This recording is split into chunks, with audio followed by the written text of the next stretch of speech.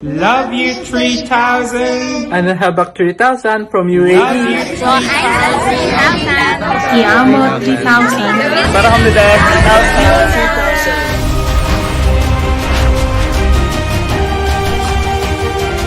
3,000. Welcome to another edition of Coach Miranda Miner's Daily Technical Charting, Fundamentals, Improvement of Trading Quotient. Hey Miranda! Coach Miranda Miner here. Do you want to earn additional income by just spending 1 hour of your day? Why don't you try cryptocurrency trading? Trading in crypto is just 1 hour business that can give you the potential to earn more. But earning more means you have to invest in your learning, right? Pero how? Hear me out, Miranda, because I have a good news for you. Our Miranda Miner Elite University offers easy-to-understand courses about cryptocurrency trading at the most affordable enrollment fee in the market. So, what are you waiting for? Learn more so that you can earn more. With the Miranda Miner Elite University, I will see you in our class. Hello, Miranda. I'm Mentor Rose. I'm Mentor Luke. Are you an experienced crypto trader and interested in cryptocurrency certification? O are you a newbie in crypto na hindi alam kung paano at saan magsisimula? We have good news, Miranda. Global Miranda Miner Elite University is now offering a crypto primer course just for you. You can learn more about cryptocurrency, NFT, DAOs, Web 3.0 when you enroll in our crypto primer course. And wait, there's more. We will issue a certificate after you take the course so you can be a certified crypto NFT decentralized finance professional. Wow! So ano pang hinihintay nyo? Visit us at our official website www.globalmirandaminer.com. Hurry and enroll now, Miranda. See you in our classes!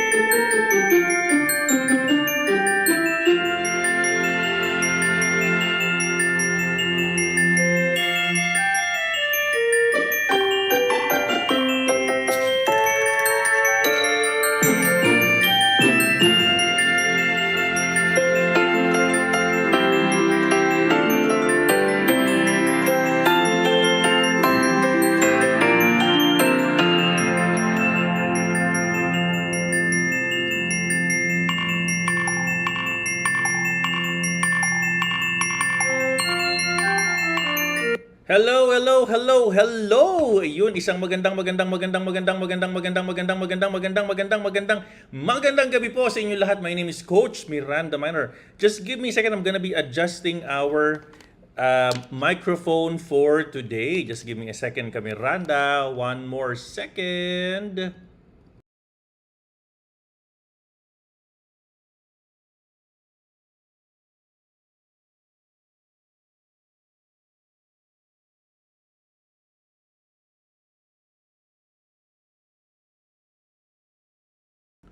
All right. Hello. Isang good morning, good evening. I hope everyone is doing well today. Some sound check. Can you guys type number 1 if you can hear me well, and if my audio is really doing well. Hello to the Binance live folks that are listening today. JK Trade, Matias, Steffi, Martinez, Wilmer, a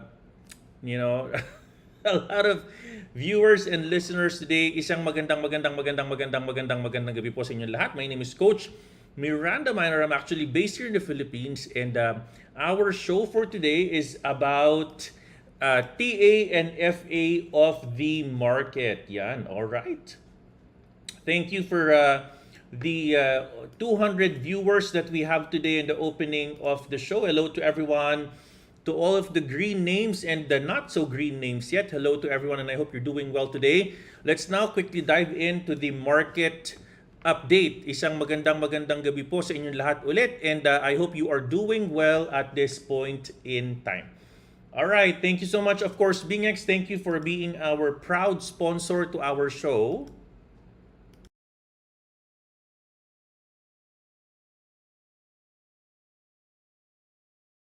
All right, let's quickly review the market at this point. There you go. Bitcoin is currently sitting at 20,046, currently at improvement of 1.58 for the past 30 days. Ethereum currently at 1334.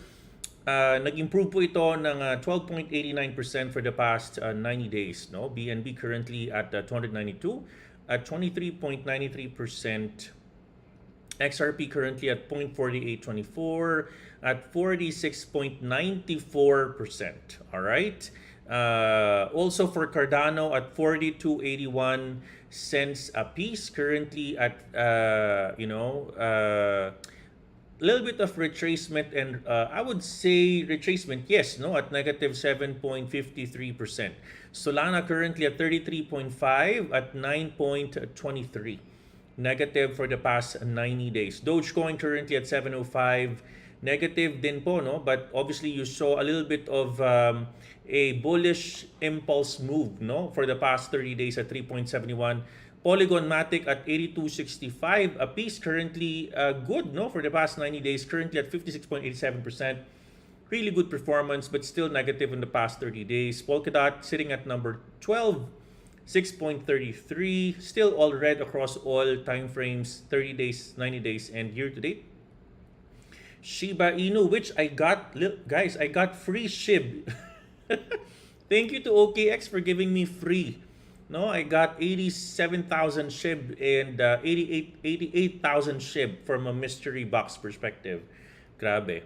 All right, TRX currently at number 15, AVAX the next, Uniswap, and of course Litecoin at number 20 for today. Let's now move on with our market. Guys, just give me a second. Let me just try to open something here. I will be right back. I promise I'll be right back. But let's just quickly watch this for a quick commercial reminder. Just give me a second, guys. I'll be right back, okay?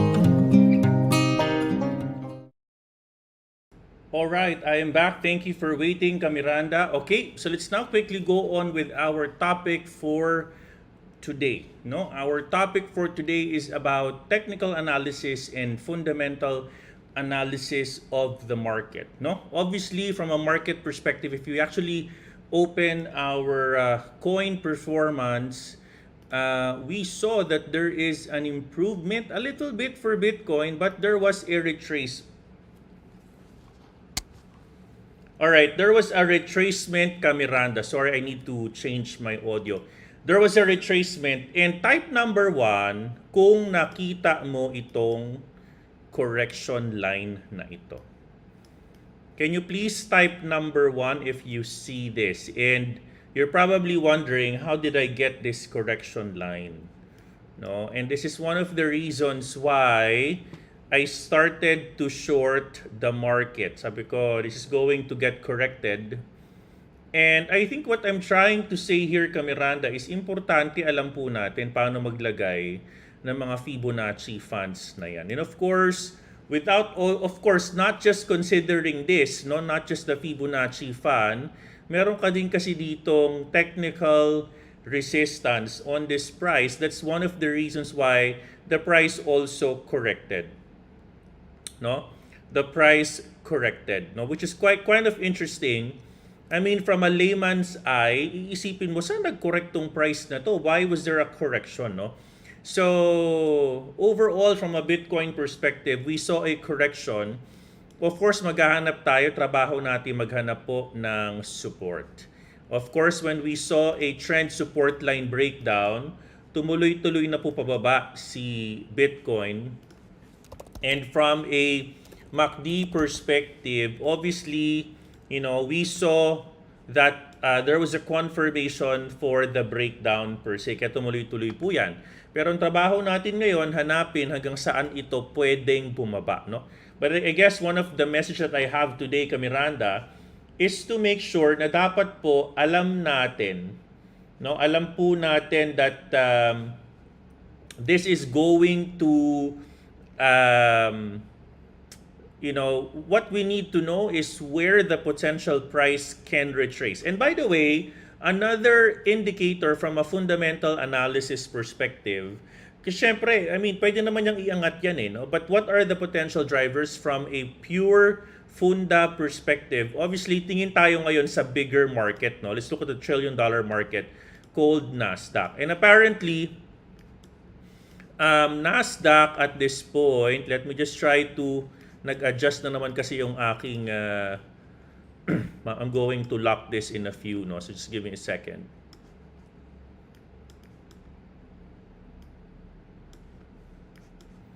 All right, and one thing that you will notice, guys, obviously, is there is a little bit of an old resistance old support used as a resistance for Nasdaq, no? So if you go on a lower time frame, Miranda, let me just try to look for that, no? Sorry, I need to lock that first para hindi gumalaw yan. Just give me a second. Okay. All right, and let's now go to your 1 hour. There you go. All right. So you're noticing that there was obviously a price. Give me a second. This one needs to.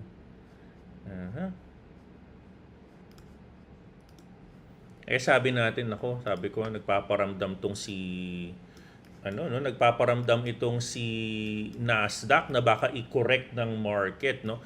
True enough, there was a little bit of correction around midnight yesterday, no? Nagkaroon siya ng osure. Sinusubukan yung labanan based on this trajectory, mukhang pwedeng ilaban niya to. Pwede niya tong ilaban paakyat, no? I would just need to see where this market will go today. Give me a second. Okay, puro pula tayo. Take profit Tuesday. Pangit ng market. Pulang-pula. Alright, so mukhang magbumula to ngayon.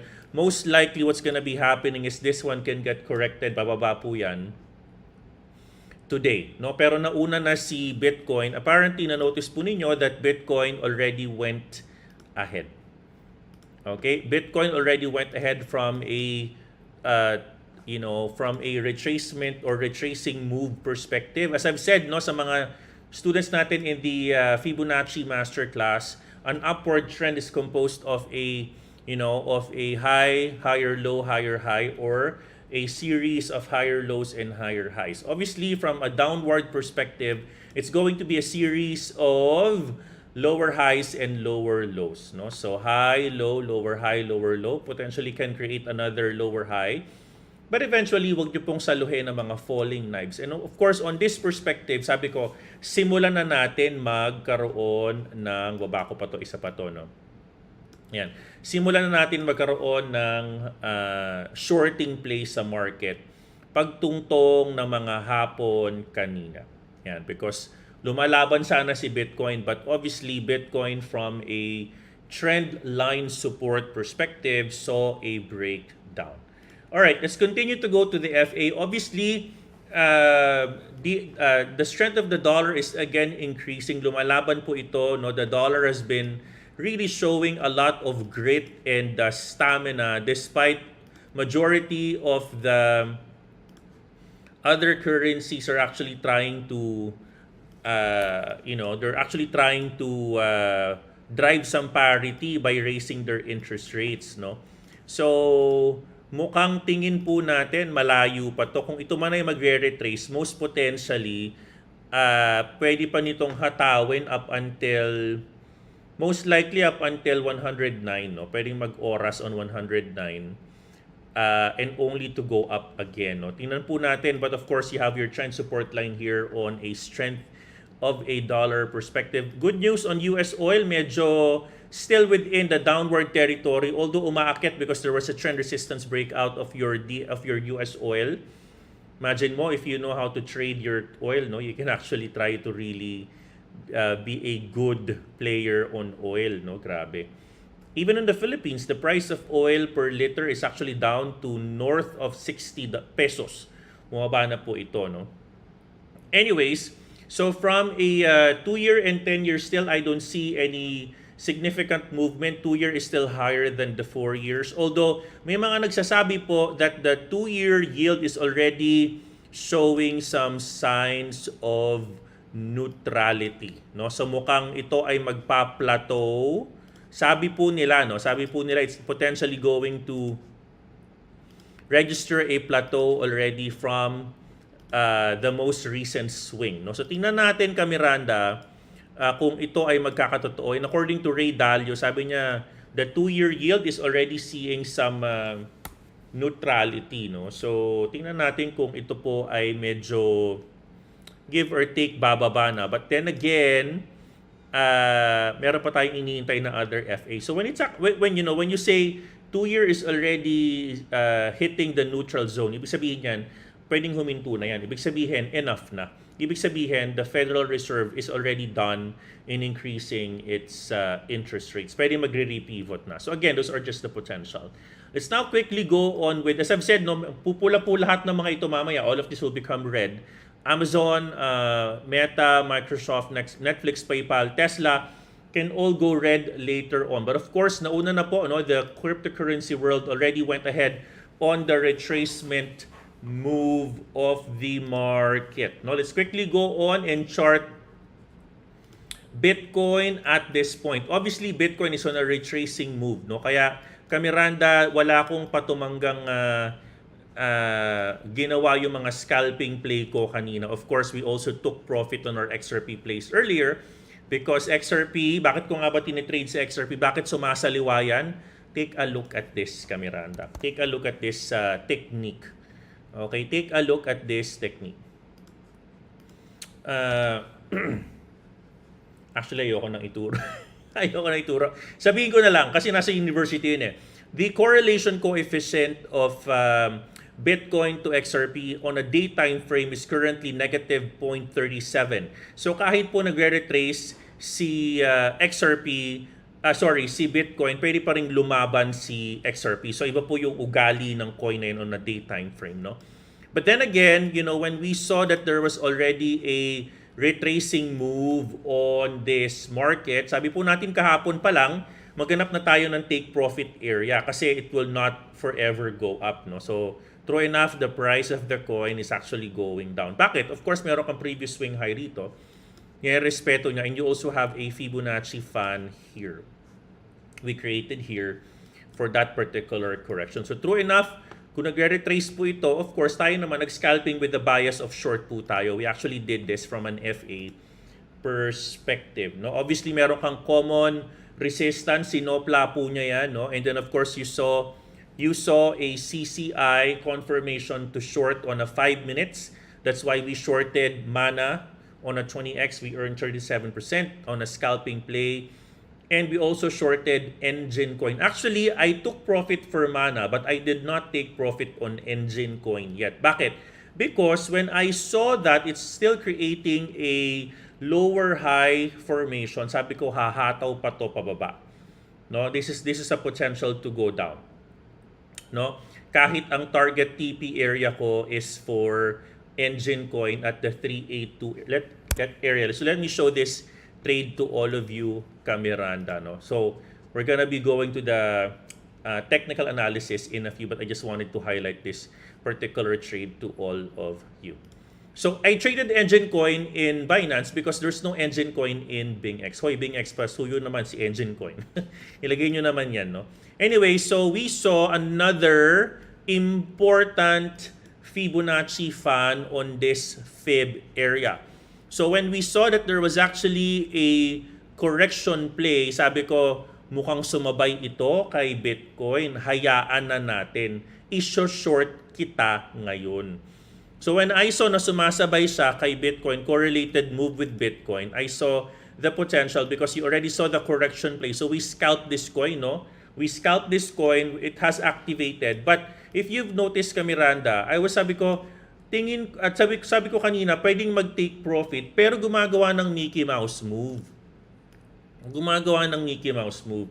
So the reason why, sabi ko, I'm not going to fully take profit Engine Coin yet is because I think and I know, based on the format information, this can still potentially give me another breakdown. So true enough, from an average of 30% earlier, on that particular trade, we already have around 53% profit. No, it's becoming an intraday trade already. So on a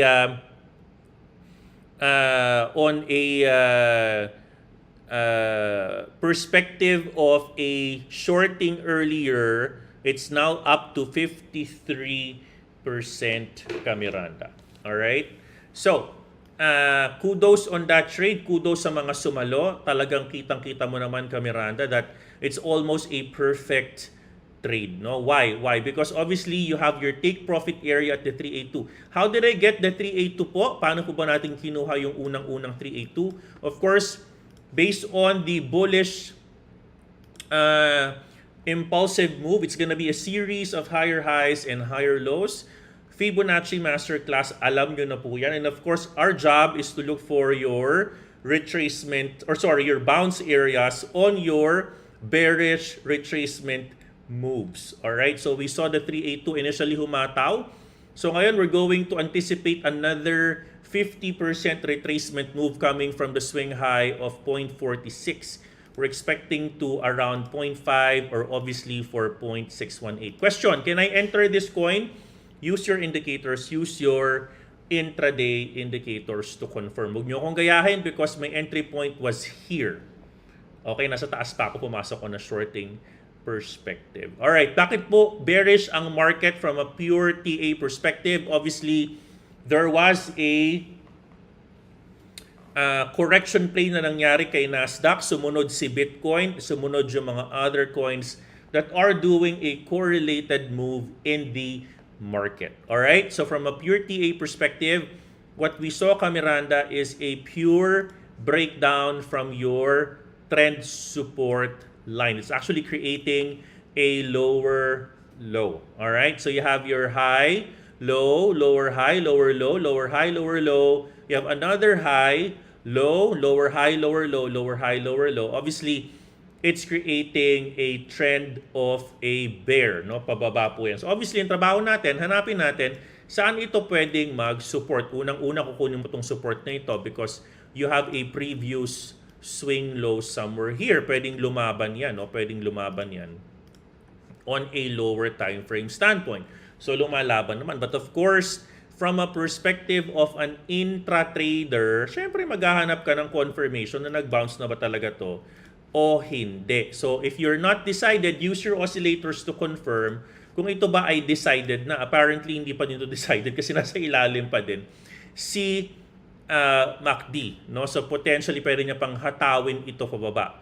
Of course, we need a confirmation of a breakdown from a 382 because 382 is also a respected support area as indicated by this area. No? So kung titingnan po natin, if you're going to get the swing low to swing high on those most recent, pwede mong irespeto si 382 because you have a previous swing here. But kung titingnan mo from a pattern perspective, kung aakyat man ito, if it's actually going to go up even higher from a pure TA perspective, if it's going to bounce, it will just create a sort of a head and shoulders pattern.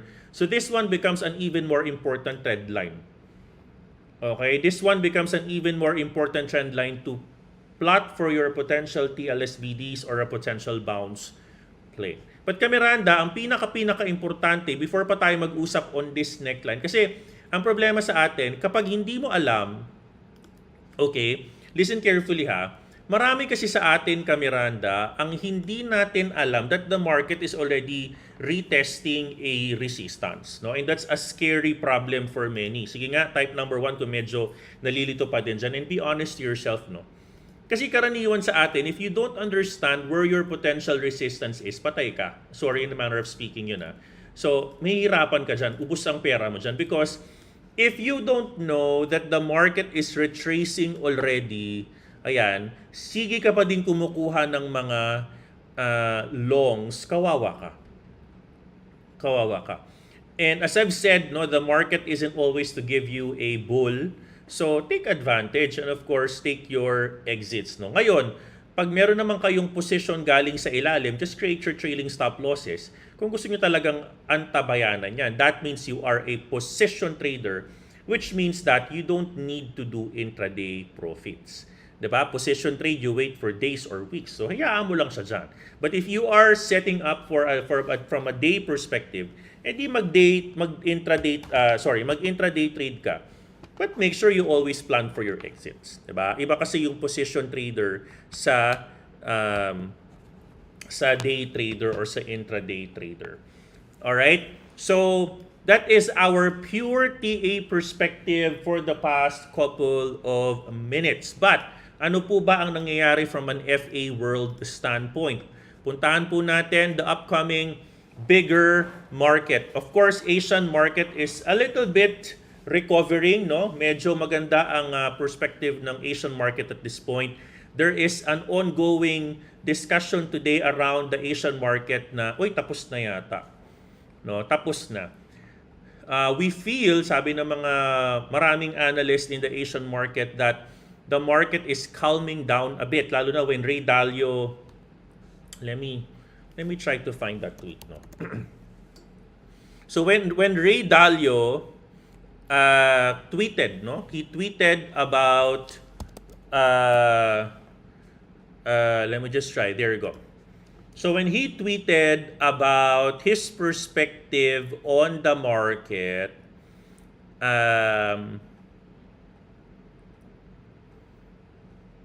here. So sabi niya, this is a very, very interesting tweet. Ha. Sabi niya dito, at an existing interest rate and with the Fed shrinking the balance sheet, it's now about neutral. No? Neither a very good or a very bad deal. In other words, the short-term interest rate is now about right. Okay? So, he's the founder of Bridgewater Associates, which is obviously, para makita naman ninyo, no? An investment management company na medyo malaki po ang kanilang asset under management, 140 billion. So kapag ito nagbigay ng kanyang mga tweets or opinions, medyo may konting it holds water, so to speak, no. So nung lumabas to, sabi ko mukhang maganda ang nagiging hangin ngayon from a look ahead perspective. True enough, the Asian market tried to recover. We saw the market from Asia recovering a little bit. Pero Europe red pa din, no? There's actually a redness sa European market. Even FTSE, DAX, CAC, FTSE, MIB, IBEX, and stocks are all red as of today. And to be followed by, again, follow the sun model, US can follow suit, no, on that. So red din po sila mag-o-open. Ano ba ang potential mangyari? Ano ba yung mga headlines natin ngayon? Of course, one of that is Elon Musk again is alive. Elon Musk is saying that he's going to somehow get back to the Twitter deal discussion, no? And commits to a $44 billion deal. I think as far as I remember, he was planning to buy a little over $50 a piece for the Twitter stock, no? So kaya nagrally yung stock ng Twitter because of that pronouncement. But then again, at this point, no, marami tayong pwedeng sabihing potential market drivers. But for me, ang gagawin kong potential indicator will be the following. Number one, from an FA perspective, next week po, actually this coming Friday, meron tayong potential FA, no? Yung unemployment rate, payroll, and hourly earnings are actually part of a controllable metric or something that I would say not controllable but Fed is wanting to control rather, no? So itong tatlong to magiging driver ito. So there could be some volatility this coming Friday. But the more important one, Miranda, is the October 13, which is going to be our CPI update, no? September. I'm gonna be going live again na medyo maaga on Thursday next week, no? Sabayan nyo ako together with the mentors. We're gonna be live on October 13. That's gonna be on October 13 when the CPI report comes out. That could be a big driver for the market next week. And by the way, this coming Monday, wala pong driver because it's a holiday in the United States. So hello, happy long weekend po sa mga tag-US dyan na nanonood po sa atin, Miranda. Alright, let's now continue our discussion for today. So from a pure FA perspective, I think ang nangyayari po ngayon, this is a technical resistance or a technical correction play of the market. So this is the market reacting to the technical resistance na nangyari across multiple layers. Meron kang NYSE, meron kang Nasdaq, and you have Bitcoin. So what does that mean? What does that mean is this one can still recover. No? We just need to find the other support. Because since this is a technical support breakdown, we're going to look for a technical support that can hold the price doon potential magbabounce. Okay? We need to look for a potential driver of the bounce of this particular coin. So, tingnan natin kung ito ay potentially sasalo sa mga nilalagay nating mga support. Otherwise, if this does not hold, we're going to wait for a 618 bounce play for your Fibonacci, currently at 19,512. Okay, tingnan po natin yan maya-maya. We're gonna be right back there and we're gonna be continuing our topic. So as I've said, no, ito po yung driver ng FA natin. The other drivers that we have today, obviously, you have Elon Musk saying he is going to be part of the X, the everything app. Parang ang dami niyang pronouncements, no? Diba? So, we're going to see. Alam mo, pag mayroong Bitcoin na sinama siya dyan or meron siyang crypto na sinama dyan sa everything about X na yan, tingnan natin, you know? If they're going to put a little bit of crypto, sige nga, comment down below. What do you think? If and when, do you think if Elon Musk is going to add a little bit of crypto on that everything X, no? Everything app, that's gonna be super, groundbreaking. Bakit? Because everything is there. Diba? Everything is gonna be there already. Sabi nga nila, Elon Musk was the non-fictional version of Iron Man. Billionaire. Diba? He's wanting to go to outer space. He has all the technology. He has Starlink. Diba? And he has almost everything. So ano kaya ang pwede niya ilagay na cryptocurrency on that particular X or application? What do you guys think? No? Of course, I would like to greet all the viewers here in Binance. Hello guys. We have 444 views. Hello everyone. I hope you're all doing well at this point in time. All right. Oy, thank you for that. Someone who said good explanation. Thank you so much. All right. Let's now go on with one of the news. All right, so Elon Musk says Twitter will eventually be part of X or the everything app. So we'll see, Miranda. Type down below in the comment section, what do you think is this? Potentially, if he's going to add crypto, what would that be? And explain why. Diba? All right, let's see. All right, so of course, as I've said, the market is going to open. It's already open, actually, 6 minutes ago. Let's quickly check the market. Where is it leading? So our forecast is a pure red metric. So Nasdaq apparently is still red. There you go, as what you have all seen and noticed. As I've said earlier, it's going to go on a correction play. Take a look at that candle, Miranda. Take a look at that candle, no? Interesting candle. As I've said, it's gonna be red and red everywhere. Boom! It's all red everywhere. Obviously, Twitter is fighting for its life. It surged almost really good, no? Yesterday, no? Actually, it surged. Take a look at that candle, no? The surge is because of that pronouncement from Elon Musk. All right. Okay. Of course, let's now quickly go on with our FAs. What other FAs are we going to consider? Let's quickly now go on with our CoinDesk. All right. Couple of things, no? Of course, there's still, based on the live news that we're seeing in CoinDesk, they're still looking at freezing the assets of Do Kwon. Okay. OKX is actually blocked in Russia, according to this news. All right. Okay. So 3 Arrows Capital liquidators take possession of Starry Night NFT wallet. Okay. Nothing is really big here. Let me just quickly check. All right. Let me quickly go on with other drivers or other good to know news for today. Okay. As of October returns, Bitcoin is currently at 2.62. Compared to the past 4 years po, no, almost all double digit except for this negative 4.06. So we're gonna be seeing kung ito po ay tutuloy-tuloy or hindi. Let's quickly go on with another metric that I'm always checking for all of you, Miranda. Let's quickly go on with Bitcoin. From a liquidation perspective and funding rates, no, we'll quickly go on with the funding rates. And let's also go with open interests, no, for Bitcoin. Let's quickly go on with 1 day, okay?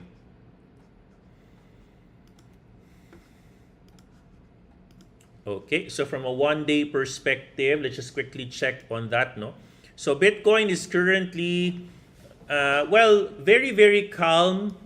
Very calm market, no? From a day perspective, the last massive liquidation was September 13, September 20 and 21. All the rest is quite normal for the past couple of days. And this is expected because the market is on a sideways movement. Let's quickly check on our OIs or open interest across all different markets. Miranda.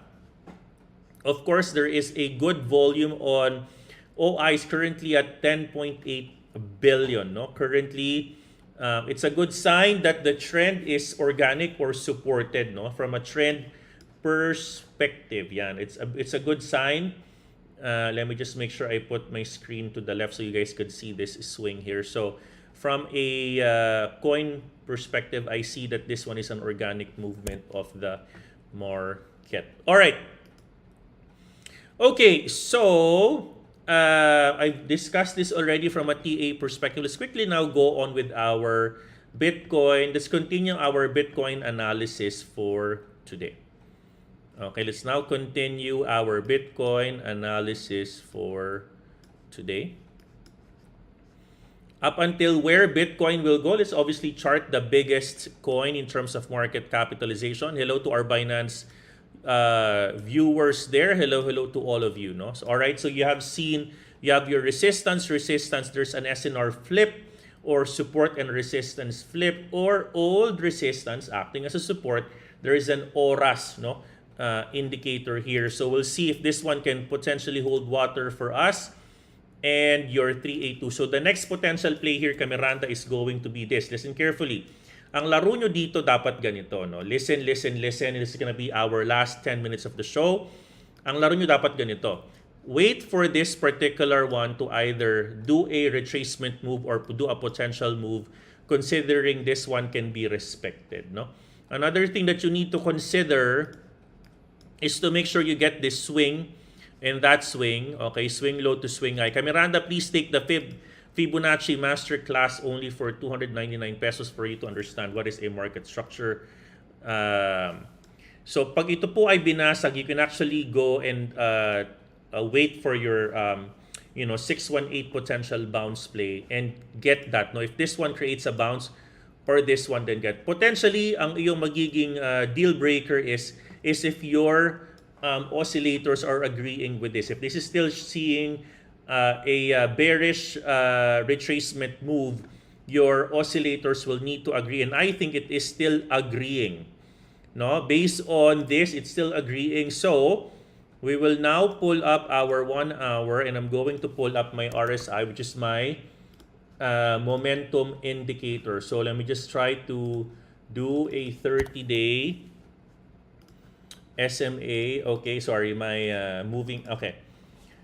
All right, so it's approaching a 50 territory. So it looks normal for me, Miranda, no? This is a normal market retracement. So kunin natin, potentially ito po ay bababa or ito po ay akyat. By the way, for those who have already paid for the masterclass, please wait for the recordings to be uploaded in your profile in our website, www.globalmirandaminer.com. Please log in there and check for your profile in your student dashboard. It's currently being uploaded po. Kakatapos lang po namin ng pag-edit ng ating recordings. Good luck and congratulations for that 3.5 hours worth of full learnings. All right. Okay, let's now quickly go on with some of our volatile coins at this point. Okay, let's now go and filter this all out. Let's actually quickly go on Dogecoin.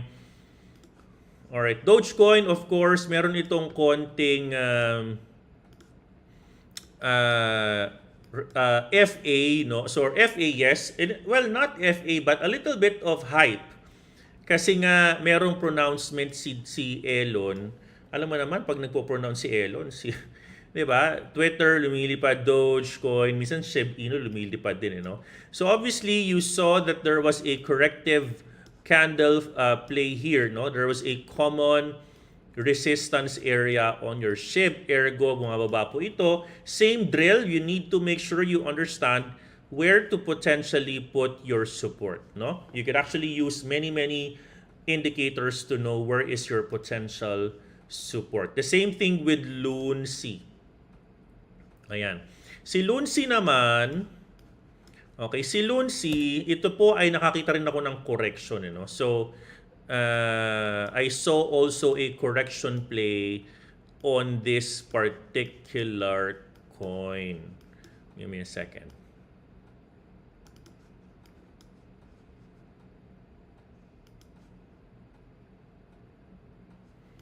Alright, so ito ay gumagawa na ng Mickey Mouse. So guys, do not trade this coin if you are not familiar of its volatility, ha? Please do not trade this coin. Alright, so let's now quickly go on with our retracement candle. So meron kang 382 obviously, but gumagawa ito ng even lower low from a formation standpoint. So mag-aabang tayo ngayon ng potential retracement. Medyo mukhang malalim. So I'm gonna be doing a little bit of a different Fibonacci extension, no? So I'm going to do this instead. Medyo malalim yun, so kukunin ko to. I'm going to get your 618 and your 382 here.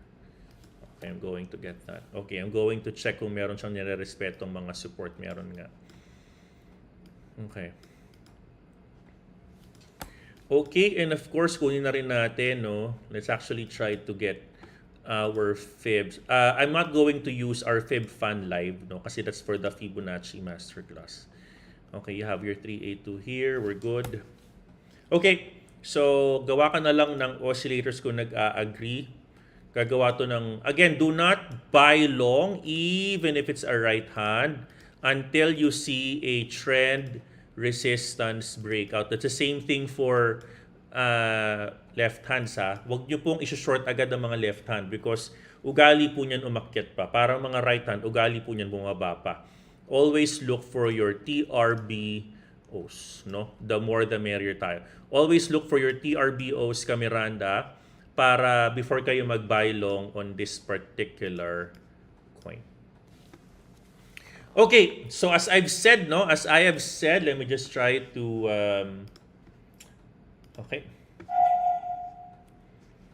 Okay, as I've said, Miranda, our topic for today is about FAs and TAs. No, you saw saan ko pinagkukuha yung mga news na binabasa natin. Also try to nourish your knowledge and learning on where to get those particular TAs and FAs. Diba? And one more thing po. Just give me a second.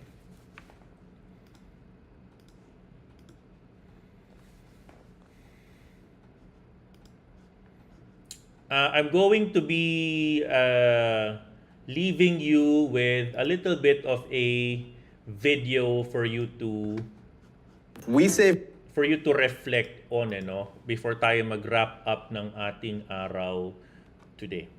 Okay? So before ako maglagay ng video rito, I would just like to make sure that I wrap up the discussion by saying, okay, give me a second. There you go.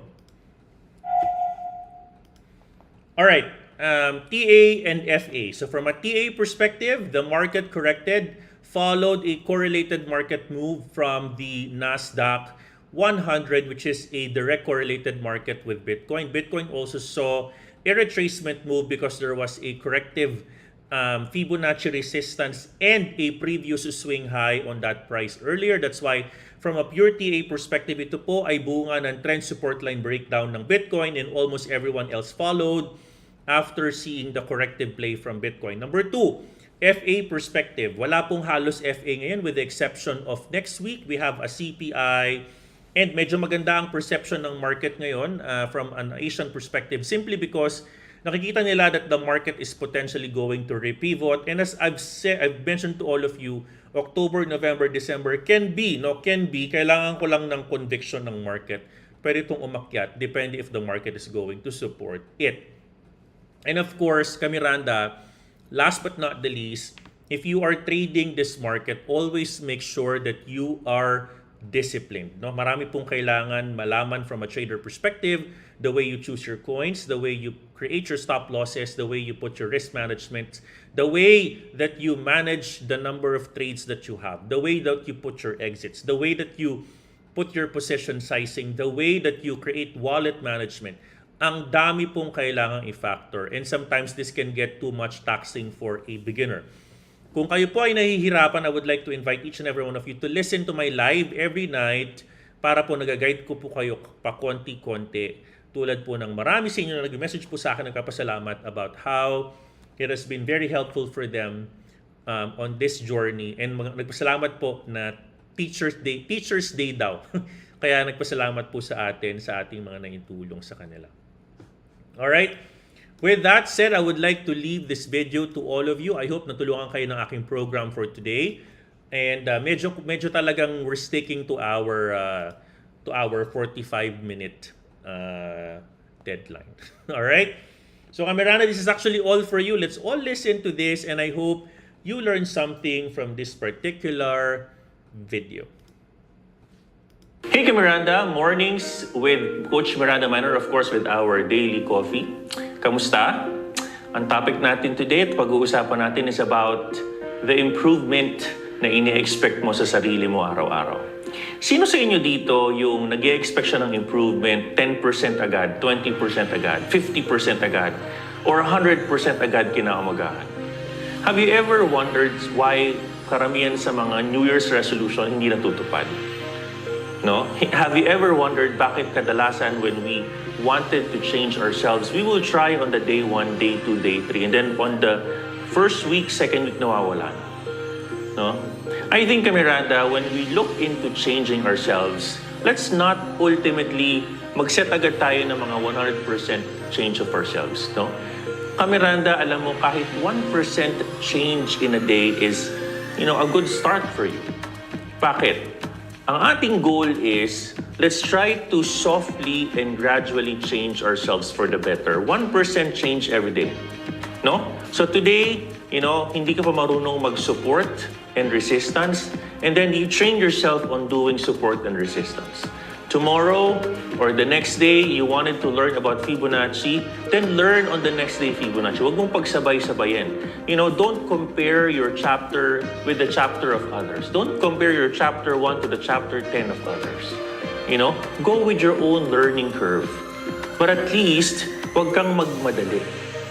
1% a day, imagine mo how much change will it do to your life if you do that in the entire 365 days in a year. Yun muna ang ating challenge for you today, Miranda. I challenge you, do that 1% change. And you will see yourself 100 days from now or a year from now. I want to see you again and ask yourselves, reflect on this and say, wow, how much change have I uncovered for myself just for that 1%, Miranda. Salamat. Ayun, napakasarap naman ng reminder natin, no? Sana po, do not compare your chapter 1 with the chapter 10 of others. And of course, kudos to mentor, sa mga mentors natin for also teaching that, no? Kay Mentor Rose ko nalaman yung term na yan. So thank you again, Mentor Rose, for that love of our community. Yan. Alright, Kamiranda, yun ang aking reminder for all of you. Huwag po mafo-FOMO. Huwag magpapadala sa mga nababasa ninyo without planning for your trades. No? Madaling maka-FOMO lalo na pag mga billionaire like Elon Musk. But Kamiranda, please do not trade any coin until you have charted the coin. No? Huwag nyo pong iti-trade yung coin up until hindi nyo pa po na-chart. No? Let's all make sure that we remain vigilant on that particular aspect of our life. Okay? Alright, I love you 3,000 Kamiranda. Abangan nyo ako tomorrow for another episode. We're gonna be discussing again another very good episode. We're gonna be with the Mentors Technical Charting Thursdays. Mentors, wag kalimutan ang ating Santa Claus. Santa Claus headset. And again, I love you. Maraming salamat po. Sana po kayo po ay nasa mabuting kalagayan. Guys, always make sure pera nyo yan. Huwag mafo-FOMO. Plan your trades lagi. Plan your trades. No? Plan your trades. Huwag po kayong mafi-fear. Actually, gusto ko pa lang din i-share to, no? Para nag-trending tong post ko na to sa Facebook. I-share ko lang din before I end my day today, no? Because I'm going to play may nakakita ng PS5 sa likod. Going to play sana. Nakakita eh. Anyways, no, I'm not going to play. I'm going to support all of you. Ito, pakita ko sa inyo. Natutuwa ako sa reception nyo sa ating tweet na ito. No?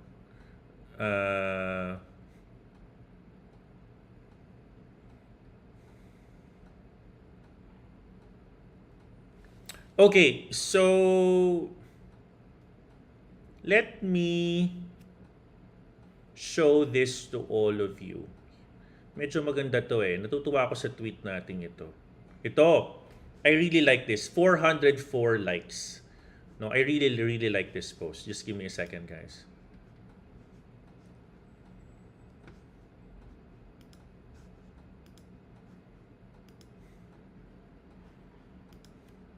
Nakakatuwa tong post na to, no? Kasi totoo to eh. This is really true eh, no? This is really true. Dapat talaga damdamin natin tong sinasabi natin dito from a reminder perspective. Masa na ba to? Hoy, hello sa mga nanonood sa Facebook. hello. Yan. Hello to Jared, to Jerry Han. Hello to all of you dyan, ha. Salamat sa panonood ninyo sa Facebook. Alright. Let me show my screen. Ayan. Medyo may pogi dito. Ay, may pogi. Alright. Okay. Diyan na ba yun? Ayan o, yan. You are not missing out. You are just busy preparing for the next 100% profit trade. Keep that heart to learn. Diba? Huwag kang magfo-FOMO, guys. Huwag tayong magpapadala. No? Kasi baka hindi mo pa naman talaga time. Diba? If this is not your time yet, then just wait. No, we need to wait. Hindi nakukuha sa bilis yan. And a lot of you ask me this question, Coach, hindi ako nag-trade kahapon. Okay pa ba ako? Isa lang po ang sagot ko sa inyo. Ako nga, hindi ako nag-trade eh. Diba? And maybe that's not the right answer. Maybe the answer is, yes, of course. I need to confirm your question. No? Hindi mo naman kailangan pilitin yung sarili mo na mag-trade. Kung wala ka talaga nakikitang setup, edi wala. Diba? Huwag niyong pilitin yung sarili niyo, guys. I mean, no one is forcing all of you to trade. Diba? Wala pong sabi ni Be ready for God of War Ragnarok. Sabi niya. Diba? I mean, seriously, guys, no? I mean, wag tayong magmadali, no? Diyan marami natatalo. Ang pakiramdam kasi natin, sorry, siguro 3 minutes extension tayo. I mean, people feel that they're missing out a lot just because they have no trades. I mean, so what? I mean, wag kayo magmadali, guys. I mean, the market will not run. Itatakbo yung market, no? Pag talagang walang makitang setup, then don't trade. Actually, wala akong talagang makitang setup. And umakyat sa mga coins, diba? Umakyat di maganda umakyat. Yung iba naman dyan, di ko naman talaga coins. Hindi ko sila iti-trade. Doon lang ako sa coins na kilala ko muna. Diba? Diba? I mean, tulad niya, si XRP, nag-breakout nung isang araw. Kanina, nag-trade tayo. Diba? Nagkaroon siya ng breakout. Di-trade natin, 40% ka doon. Tapos yung position mo, yaan mo lang siya doon. Yaan mo lang si XRP doon. Diba? Yun naman yung mindset natin.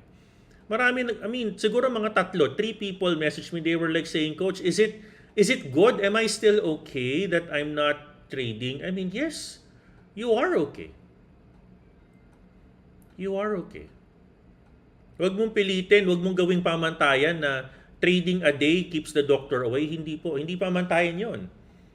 Hindi ibig sabihin hindi ka nagtitrade, you're a lesser of a person. As a matter of fact, mas tatandaan nyo to mas okay ang isang trader na kahit 3 lang o 4 ang trades, kay multi digit profit naman, mas gugustuhin ko yun. Miranda, kumita ka ng 50 mil isang buwan ng 3 trade lang. Kaysa naman meron kang 100 trade, no? 50-50, break even, parang nagpagod ka lang.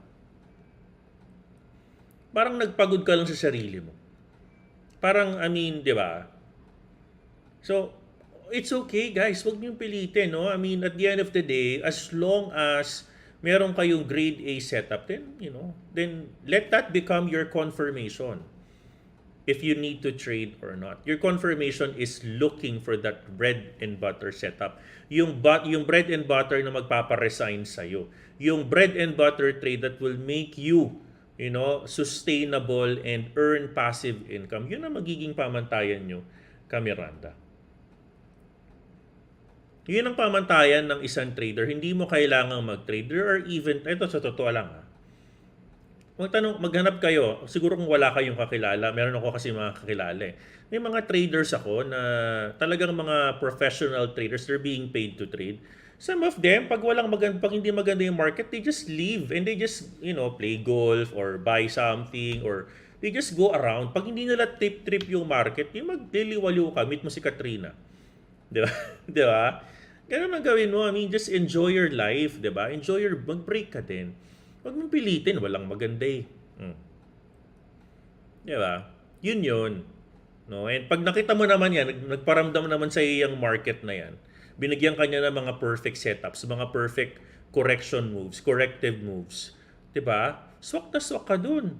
2 trade mo, 35% profit. Yung isa buhay pa, 55% na.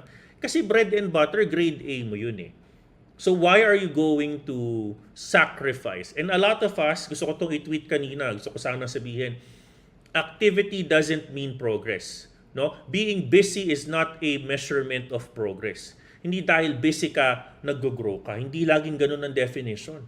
Ha? It's now the ability to, ano ba yung mga value-added things na nag-a-add value sa trading life mo. Di ba? Yun po yun, Miranda. Alright? So, again, no, mindset change, reboot tayo. Pag ano ng mindset natin that paramihan ng trades mas magaling ka, Miranda, kung okay man yan ngayon, hindi po sustainable yan.